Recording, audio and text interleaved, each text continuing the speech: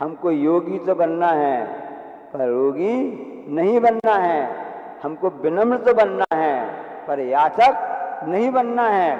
अब भिक्षावृत्ति वाले साधु ने क्या संस्कार दिए उनके लिए, आज वो बेटी धूल दे रही है, कल के दिन वो फूल भी दे सकती है, उसको समझना चाहिए और उस समझ में चाहिए।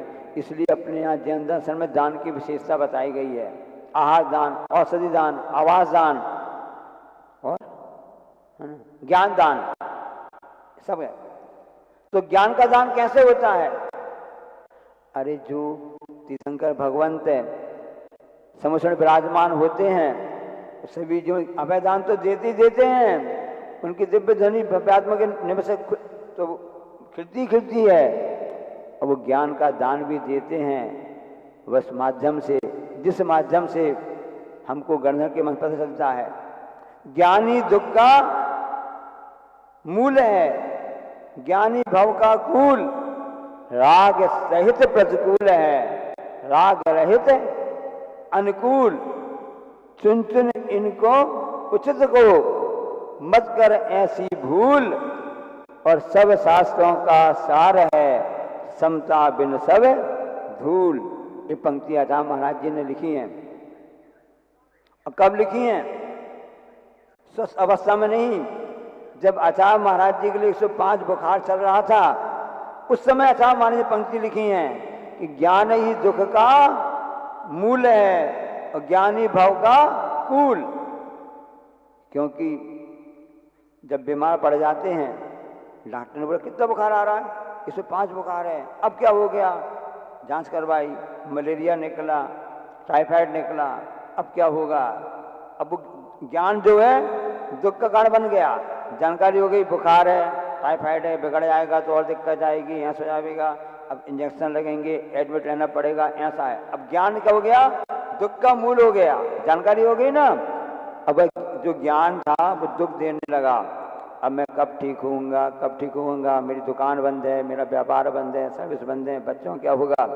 अब उस हिसाब से वह उस परिस्थिति में भी आज परिणाम उसके चालू हो गए, और परिणाम ऐसे चालू हुए कि वह भगवान को याद नहीं कर रहा है, वह शरीर की वेदना ही दिख रहा है, क्योंकि एक आत्म ध्यान में वेदना भी है, उसके वहां अपना दिमाग जा रहा है तो आत्म ध्यान हो रहा है। ज्ञान ही दुख का मूल है। 105 बुखार में आचार्य महाराज जी ने इन पंक्तियों को लिखा है। अब देखो कैसा आत्म ध्यान धर्म ध्यान में कैसे बदलता है। अब उस समय आचार्य ने विचार किया कि ये बुखार क्यों आया, ये हमारे असाता वेदनी के द्वारा आया। इस जीव ने पहले असाता वेदनी ऐसे कर्म किए थे, उसका फल जीव को भोगना पड़ रहा है। ये पुरानी बात बता रहे थे, 30-35 साल पुरानी बात बता रहे हैं। और अब उस समय विचार करते करते वह आर्थ ध्यान है धर्म ध्यान में बहने लगा। ज्ञान ही दुख का मूल है, ज्ञानी भव का कूल।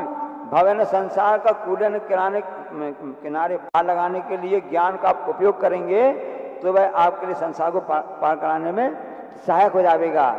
अब धर्म ध्यान चालू हो गया जो कि संसार को पार कराने में सहायक होता है। अब धर्म ध्यान चालू हो गया, मेरे कर्म का उदय चल रहा है, कर्म का उदय चल रहा है, इस ढंग से काम हो रहा। और राग सहित प्रतिकूल है। जब शरीर में राग सही राग आ गया तो अरे बाप रे, अरे माँ, अरे चिल्लाने लगे, कहने लगे अब क्या होगा, अब तो शरीर छूटने वाला है, ऐसा होने वाला, अब क्या होगा, एडमिट रहना पड़ेगा। अब जो राग सहित हो गया, ये प्रतिकूलता उपस्थित हो गई। शरीर वहीं पर है, रोग वहीं पर है, आत्मा वहीं पर है, ज्ञान भी वहीं पर है। अब ताला की चाबी कहाँ से कहाँ घूम रही है। एक चाबी से ताला बंद हो रहा था और एक चाबी से ताला अब खुल रहा है। अभी राग सहित चल रही थी तो प्रतिकूलता आ रही थी, और राग रहित अनुकूल। अब वहां पर राग चला गया, शरीर मेरा नहीं है, मैं शरीर का नहीं हूं। अब जे चिंतन की धारा धर्म ध्यान में परिणत हो गई, अथवा धर्म ध्यान चलने लगा। अब उस समय जो कर्म की निर्जरा होने लगी और धीरे धीरे वह असाता वेदनी वह साता में परिणत होने लगी। संक्रमण होता है जैन दर्शन में कि हम विशुद्धि के द्वारा, अच्छे परिणामों के द्वारा खराब कर्मों की, बुरे कर्मों को भी अच्छे कर्म कन्वर्ट कर सकते हैं। और संक्लेश हो रहा है, आकुल परिणाम हो रहे हैं, तो अच्छे कर्म भी होते हैं, वो खराब कर्मों में कन्वर्ट हो जाते हैं। ये जैन सिद्धांत है, आगम का सिद्धांत है। अब वही साता में परिणत होकर के हो गया। क्या हुआ? चुन चुन इनको उचित को। अब इसमें आपको चुनना ही कौन सा सही है, मत कर ऐसी भूल। और सब शास्त्रों का सार है, समता बिन सब धूल। समता परिणाम रहे आपके, धैर्य के परिणाम रहे, तो यदि आपके पास में रहे तो वही ज्ञान आपके लिए संसार के पार लगाने में सहायक हो जाएगा। और यदि समता नहीं रही, जितना भी आपका ज्ञान था कैसा हो गया? धूल के समान हो गया। जैसे उस कटोरे में उसे छोटी सी बच्ची ने धूल दे दी।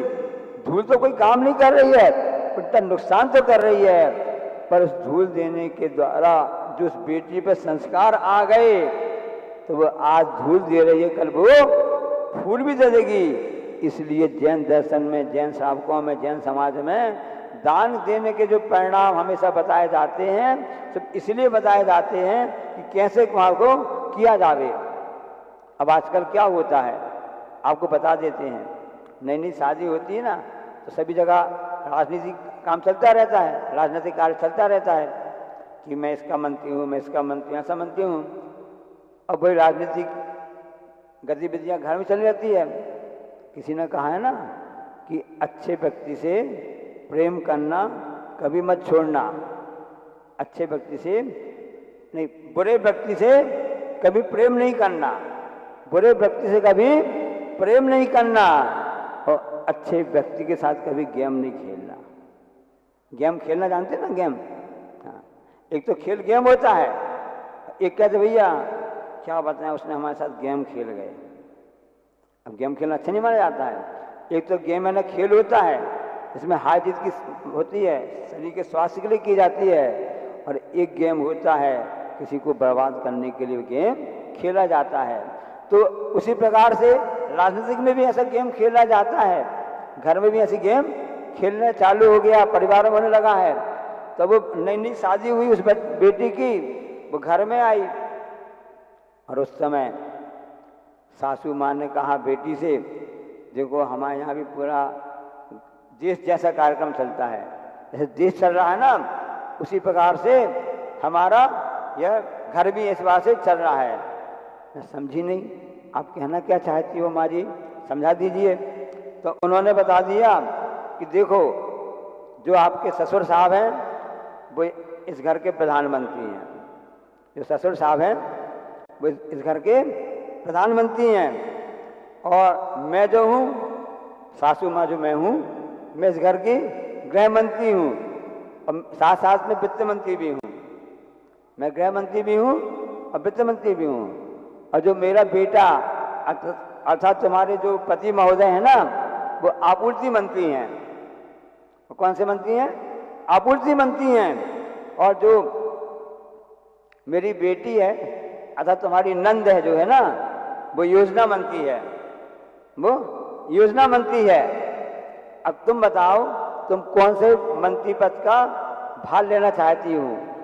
तुम कौन से मंत्री पद पर इस घर के रहना चाहती हो? तो तुमको मंत्री पद तो रहना पड़ेगा।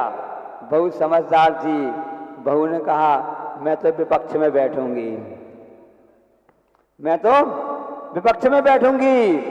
पर उसने जवाब तो दे दिया, हमको सोचना चाहिए कि हमको त्रिलोकी नाथ का मंदिर है, हमको इसी पक्ष में बैठना है, विपक्ष में नहीं बैठना है। क्योंकि यदि कहते हैं आपने, ये चमक ये दमक ये सरकार तुम्हीं से है। जब इनकी सरकार है तो सरकार बुद्धिमत्ता किसमें होगी? सरकार के पक्ष में बैठोगे तभी बुद्धिमत्ता होगी। विपक्ष में बैठने से कुछ भी आपको हासिल होने वाला नहीं है। क्योंकि अहिंसा पार्टी, ये हमने कहा था, उसने कहा था ना कि अहिंसा पार्टी है, जहाँ पर अहिंसा की उपासना होती है, जिसके बड़े बड़े नेता हैं, आदिनाथ भगवान, शांतिनाथ भगवान, महावीर स्वामी और भी आचार्य कुंद कुंद, आचार्य ज्ञान सागर जी, आचार्य श्री जी, ऐसे अहिंसा पार्टी के नेता हैं। अब बुद्धिमत्ता किसमें होगी? ऐसी बहु मत बनना जो कहे कि मैं विपक्ष में बैठना पसंद करूंगी। हमको तो उसी पक्ष में रहना है जिस पक्ष में अहिंसा होती है, जिसमें अहिंसा की जय होती है। इसलिए अपने उसको खोलना है, ताला को खोलना है। अब कैसे ज्ञान काम करता है हम आपको बता दें। एक अच्छा संस्मरण आपको बताना चाहते हैं। जब परम पूज्य आचार्य महाराज जी विराजमान थे डोंगरगढ़ चंद्रगिरी में और चातुर्मास चल रहा था और उस समय स्वास्थ्य खराब हो गया, तो उसके बाद में चलते नेवरा जानना पड़ा, वापस आए और स्वास्थ्य ज़्यादा खराब हो गया, पीलिया हो गया था शरीर में। साथ में मुनि श्री चंद्रप्रभ सागर जी और मुनि श्री राम सागर जी भी थे साथ में, और मुझको भी सौभाग्य मिला हुआ था गुरु जी चरणों की सेवा करने का।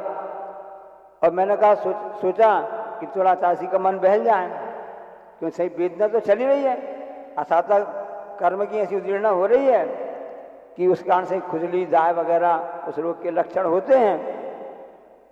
तो हमने आचार्य श्री से कहा, आचार्य श्री घर में जब छोटे थे और जब चिकन पॉक्स छोटी माता जिसको बोलते हैं ना निकल आती थी, खुजली चलती थी, तो घर में माँ क्या समझाती थी कि जैसे घर में मेहमान आते ना